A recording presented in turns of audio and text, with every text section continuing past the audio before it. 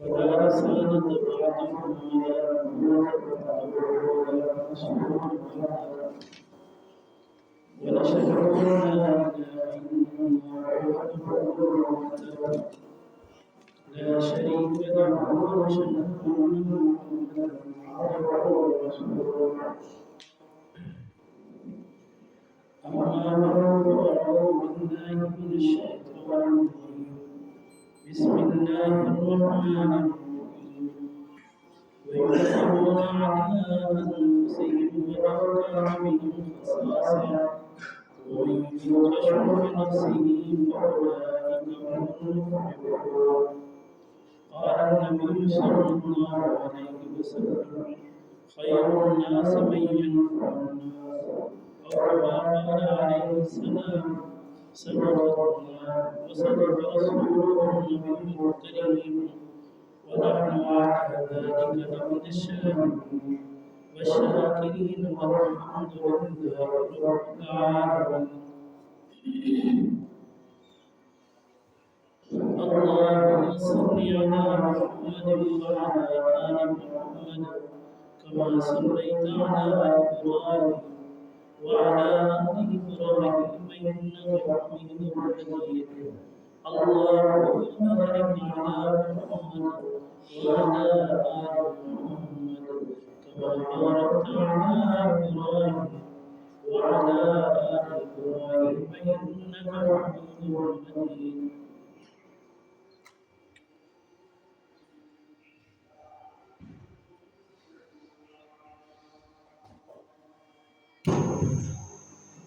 میرے پیارے والے بڑے کرام بزرگوں دوستوں بھائیوں، قرآن کریم فرقان حمید کا کچھ حصہ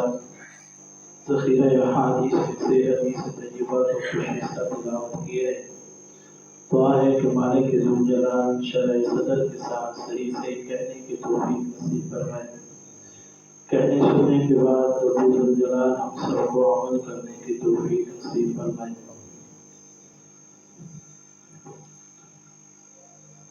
مقاصد نبوت جناب محمد رسول اللہ صلی اللہ علیہ وسلم کا دنیا کے اندر مبعوث ہونا اور آپ کا دنیا کے اندر بھیجا جانا، اس کے مقاصد میں سے ایک مقصد جو خود آقا مدنی کریم صلی اللہ علیہ وسلم نے ارشاد فرمایا کہ میں مکارم اخلاق کی تکمیل اور اس کی تعلیم کے لیے دنیا کے اندر بھیجا گیا ہوں۔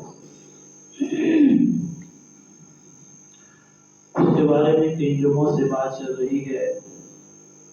علامہ ابن دنیا رحمہ اللہ نے مکارم اخلاق میں سے 10 چیزیں لکھی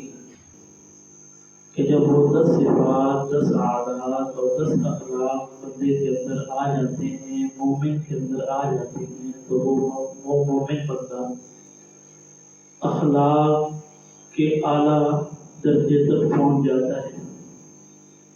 اور اچھی اخلاق مل جانا، حضور نبی کریم صلی اللہ علیہ وسلم نے ارشاد فرمایا، یہ وہ نعمت ہے کہ دنیا کے اندر تو انسان جب زندگی بسر کر کے آخرت کے اندر پہنچے گا اور اس کا نامہ اعمال دیکھا جائے گا،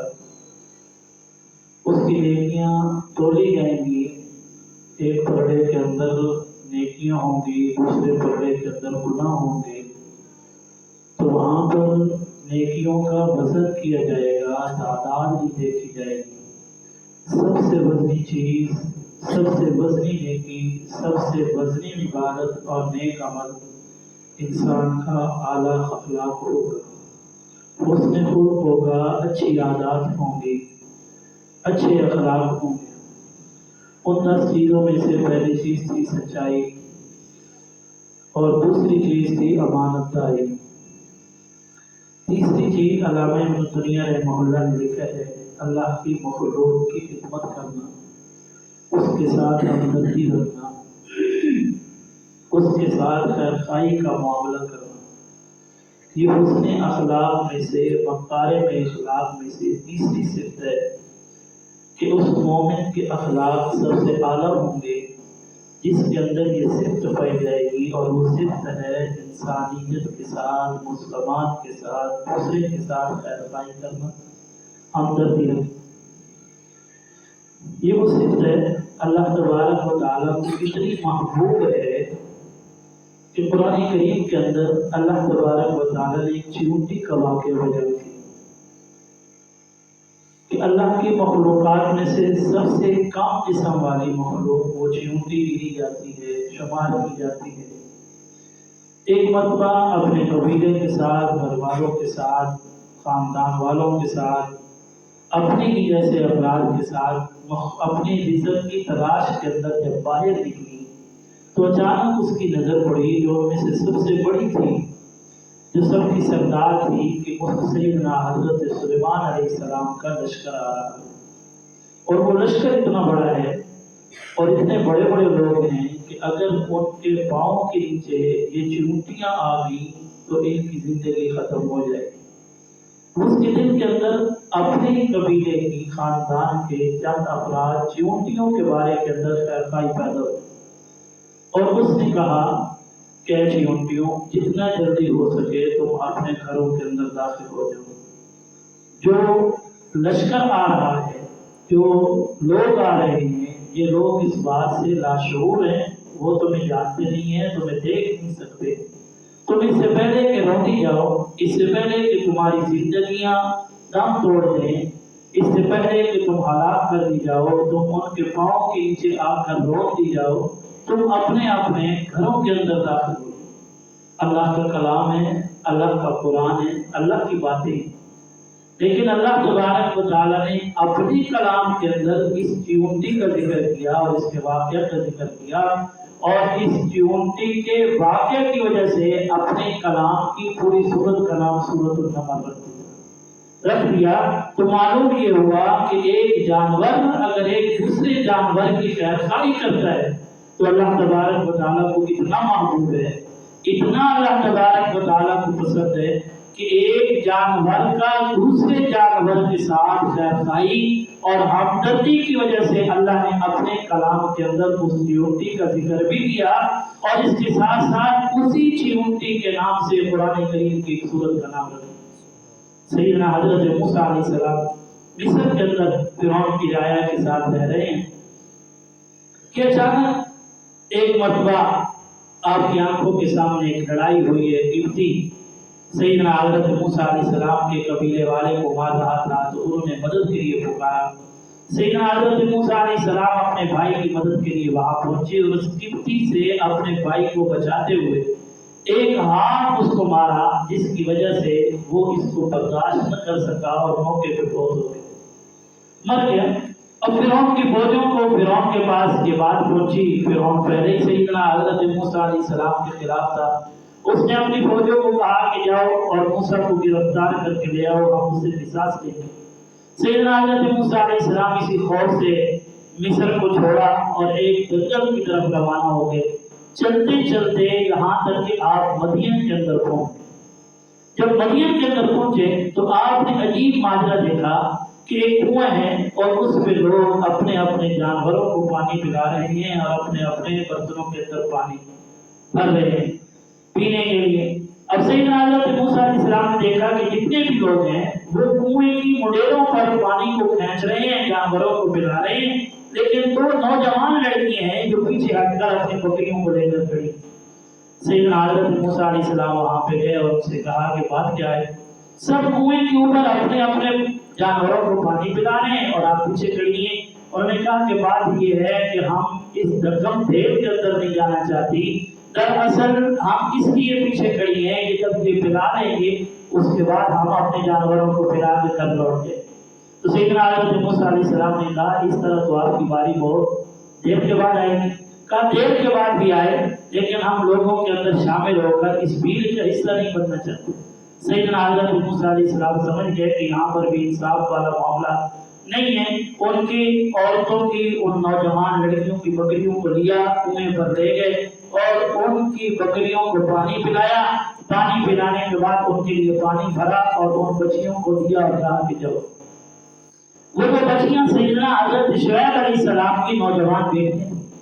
جب یہ گھر پہنچی سیدنا حضرت شعیب علیہ السلام نے پوچھا کیا بات ہے آج بڑی جلدی گھر آ گئی ہو. بتایا کہ ابا جان اس طرح ایک نوجوان لڑکا کہ کوئی مسافر تھا, ہم اس کو جانتی نہیں ہے, آج انہوں نے ہمارے ساتھ خیر خائی کی ہے, ہمدردی والا معاملہ کیا ہے, ہماری بکریوں کو پانی بھی پلا دیا اور ہمارے لیے پانی بھی بھر دیا, اس وجہ سے ہم جلدی واپس آئے. سیدنا حضرت موسیٰ علیہ السلام قرآن کریم بیان کرتا ہے کہ جب اس جگہ پر پہنچے مدین مقام پر تو انہوں نے دعا کی کہ یا اللہ مجھے کوئی اچھا سا مکان بھی عطا کر دے, ٹھکانہ بھی عطا کر دے اور کوئی اچھے لوگ میرے ساتھ ملا دے. اب اس خیر خائی اور ہمدردی کی بدولت اللہ تبارک و تعالیٰ نے جو ٹھکانہ دیا وہ ٹھکانہ ایک نبی اور ایک پیغمبر کا کر دیا. اس خیر خائی اور ہمدردی کی بنا پر سیدنا حضرت موسیٰ علیہ السلام کو جس گھر کے اندر کھانا دیا وہ کھانا سیدنا حضرت موسیٰ علیہ السلام سے پہلے کے نبی سیدنا حضرت شعیب علیہ السلام کے گھر کا رزق تھا. اور اسی خیر خائی اور ہمدردی کی بدولت سیدنا حضرت شعیب علیہ السلام نے کہا کہ آپ نوجوان ہو, مسافر ہو, آپ ہمارے پاس رہ کر 8 سال یا 10 سال ہماری خدمت کرو, ہماری بکریوں کو چراؤ, میں بوڑھا ہو چکا ہوں, گھر سے باہر نہیں جا سکتا, نوجوان لڑکی ہیں, میرا کوئی اور بیٹا نہیں ہے, آپ میرے بیٹے بن کر میرے گھر کے اندر رہو. 10 سال کے بعد اس خدمت کی بدولت میں اپنی بیٹی کا نکاح تمہارے ساتھ کروں. اب یہ وہ خیر خائی اور ہمدردی تھی. اللہ تبارک و تعالیٰ نے ٹھکانہ دیا پیغمبر کے گھر کے اندر, اللہ نے رزق دیا نبی کے گھر کے اندر, اور اللہ نے شادی کروائی نبی کی بیٹی کے ساتھ. اب سیدنا حضرت موسیٰ علیہ السلام اپنی ہی بیوی سیدنا حضرت شعیب علیہ السلام کی بیٹی کو لے کر شادی کرنے کے بعد جب چلے واپس مصر جانے کے لیے, اب وہ حاملہ تھی, پیٹ کے اندر بچہ تھا. جنگل کے اندر جب پہنچے تو وہاں پر سیدنا حضرت موسیٰ علیہ السلام کی بیوی کو درد سے اور پیٹ کے بچے کی پیدائش کا درد شروع ہوا تو سیدنا حضرت موسیٰ علیہ السلام پریشان ہوئے کہ میں کہاں سے تیری مدد کروں. اب سردی کا موسم تھا, ایک جگہ سے آپ کو روشنی نظر آئی, آپ نے بیوی کو کہا کہ تو یہاں پہ بیٹھ, میں تیرے لیے فلاں جگہ سے آگ لے کر آتا ہوں, اس آگ کی بدولت اللہ تبارک و تعالیٰ تیرے جسم کے اندر کچھ گرمی پیدا کریں گے اور تیرے درد کے اندر کچھ نہ کچھ اللہ تبارک و تعالیٰ افاقہ پیدا کر دیں گے. سیدنا حضرت موسیٰ علیہ السلام اپنی گھر والی اپنی بیوی کی ہمدردی اور اس کی خیر خائی کے لیے اس شعلے کی طرف گئے جس کو آگ سمجھ رہے تھے, اور جب وہاں تک پہنچے اپنی بیوی کی خیر خائی اور اپنی بیوی کے ساتھ ہمدردی کا اللہ تبارک و تعالیٰ نے کیا صلہ دیا, وہ آگ لینے دیکھ گئے تھے, اللہ نے پیغمبری نصیب فرمائی. آج ہم اس سے کتنے ہیں بڑی معذرت کے ساتھ کہ جب ہمارے گھروں کے اندر ہماری بیوی کو کوئی بچہ پیدا ہونے والا ہو تو ہم کہتے ہیں اس کو والدین کے گھر پہ, اس کا خرچہ, اس کے دکھ سکھ کے سارے ذمہ دار ہوئے, ہم اس کے ساتھ خیر خائی اور ہمدردی نہیں کر سکتے. اللہ نے بیوی کے ساتھ ہمدردی اور خیر خائی کی بدولت کے اندر سیدنا حضرت موسیٰ علیہ السلام کو نبوت عطا کر دی, پیغمبری نصیب فرمائی. حضور نبی کریم صلی اللہ علیہ وسلم ایک سفر کے اندر ہے, گرمی کا موسم ہے اور صحابہ بھی آپ کے ساتھ سفر کے اندر ہے, لیکن صحابہ کی تعداد میں کچھ یوں تقسیم ہے کہ کچھ صحابہ وہ ہیں کہ جنہوں نے نفلی روزہ رکھا. روزہ حضور نبی کریم صلی اللہ علیہ وسلم نے ارشاد فرمایا روزہ وہ عبادت ہے جو اللہ کی خوشنودی اور اس کی رضا کے لیے مان اس کو راضی کرنے کے لیے ایک دن بھوکا اور پیاسا رہتا ہے اللہ کی رضا کے لیے. سب سے پہلے قیامت کے دن اس کا جو مہمان نواز بنے گا وہ اللہ تبارک و تعالیٰ خود بنے. اس روزہ دار بعض صحابہ روزہ دار ہیں, بعض صحابہ نے روزہ نہیں رکھا, اس لیے کہ ہم ایک تو سفر کے اندر بھی ہیں, دوسرا گرمی کا موسم بھی ہے. اب حضور علیہ السلام کا یہ قافلہ پیغمبر علیہ السلام کے ساتھ صحابہ کا یہ قافلہ چلتا رہا. جب اپنی منزل پر پہنچے گرمی کی شدت کی وجہ سے, سفر کی تھکاوٹ کی وجہ سے جن صحابہ کو روزہ تھا وہ تھک گئے. اب وہ سواریوں سے اترے, کوئی کہیں پہ سو گیا, کوئی کہیں پہ لیٹ گیا, کوئی کہیں پہ بیٹھ گیا. اب ان کے اندر ہلنے جلنے کی ہمت نہیں ہے. اب جن کو روزہ نہیں ہے وہ خیمے بھی لگا رہے ہیں, پانی بھی بھر رہے ہیں, جانوروں کو بھی بانٹ رہے ہیں, صفائیاں بھی کر رہے ہیں. جب خیمے لگ گئے اور صفائیاں ہو گئی اور جانوروں کو بانٹ دیا گیا, پانی بھر دیے گئے, جو کچھ کھانے کے لیے تھا وہ دسترخوان لگا دیے گئے. اب حضور نبی کریم صلی اللہ علیہ وسلم کے یہ صحابہ دوسرے صحابہ جو روزے دار تھے ان کے پاس آئے اور کہا کہ ادھر نہ لیٹو، اپنے اپنے خیموں کے اندر آ کے بیٹھو۔ اب یہ وہاں سے اٹھے، اپنے اپنے خیموں کی طرف چلنے لگے۔ حضور نبی کریم صلی اللہ علیہ وسلم نے ارشاد فرمایا، میرے صحابہ آج تم میں سے جو روزے دار ہیں ان میں سے بعض کے غیر روزے دار لے گئے، ان میں سے بعض اور درجہ اللہ تعالیٰ کے ہاں جو بغیر روزے والے لے گئے۔ کہا یا رسول اللہ کیوں؟ فرمایا اس لیے کہ آج انہوں نے اپنے بھائیوں کے ساتھ ہمدردی کی ہے، خیر خواہی کی ہے، اپنے بھائیوں کی خدمت کی ہے، اور یہ وہ عبادت ہے اللہ کو اتنی پسند ہے کہ اپنے بھائیوں کی خدمت کرنے کی وجہ سے تمہارے روزوں کا اجر کم ہو گیا، ان کی خدمت کا عمل اوپر چلا۔ تو انسانیت کے ساتھ، مسلمان بھائی کے ساتھ خیر خواہی، ہمدردی کتنا بڑا عمل ہے۔ حضور نبی کریم صلی اللہ علیہ وسلم نے ارشاد فرمایا، اعلیٰ اخلاق میں سے تیسرے اخلاق میں علامہ ابن دنیا نے لکھا ہے کہ یہ وہ سب سے اچھی عادت ہے جس کی وجہ سے اللہ تبارک و تعالیٰ ایک مومن بندے کے نامہ اعمال کو اور اس کے پڑھنے کو قیامت کے دن وزن کرتی۔ حضور نبی کریم صلی اللہ علیہ وسلم نے ایک موقع پر سیدنا حضرت انس بن مالک راوی کو فرماتے ہیں، حضور علیہ السلام نے ارشاد فرمایا، جو مسلمان یا جو بندہ اپنے مومن بھائی کی تکلیف کو دور کرنے کے لیے، اس کے ساتھ اس کی تکلیف کو دور کرنے کے لیے اس کے ساتھ خیر خواہی اور ہمدردی کرتا ہے، قیامت کے دن اللہ تبارک و تعالیٰ اس کی تکلیفوں کو ختم فرما دے۔ اور آگے فرمایا، جو بندہ اپنے کسی بھائی کی مشکل کے اندر اس کی آسانی پیدا کرتا ہے، قیامت کے دن اللہ تبارک و تعالیٰ اس مومن بندے کی مشکلوں کے اندر آسانی پیدا فرما دیں گے۔ تیسرا فرمایا کہ وہ بندہ کہ جو اپنے مومن بھائی کے عیب کی سرپوشی کرتا ہے، اس کو چھپا لیتا ہے، قیامت کے دن اللہ اپنے اس بندے کے عیبوں کو چھپا لے۔ اور چوتھی جگہ ارشاد فرمایا حضور نبی کریم صلی اللہ علیہ وسلم نے کہ جو بندہ اپنے مومن بھائی کی کسی حاجت کو پورا کرتا ہے، اس کی کسی حاجت کے اندر اس کے کام آ جاتا ہے، قیامت کے دن اللہ تبارک و تعالیٰ اس کی 70 حاجتوں کو ایک حاجت کے بدلے کے اندر پورا فرمائے۔ اور ایک دوسرے مقام پر ترمذی شریف کی روایت ہے، حضور نبی کریم صلی اللہ علیہ وسلم نے ارشاد فرمایا، جس بندے نے دنیا کے اندر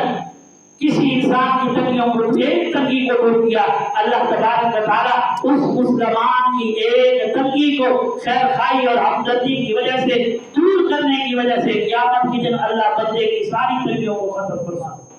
حضور نبی کریم صلی اللہ علیہ وسلم نے سنن ابن ماجہ کی روایت ہے کہ ایک شخص کے بارے کے اندر آپ نے ارشاد فرمایا، جنت کا فیصلہ کر دیا جائے گا اور یہ کہا جائے گا کہ جاؤ جنت کے اندر چلے جاؤ، ہم نے تمہارے اعمال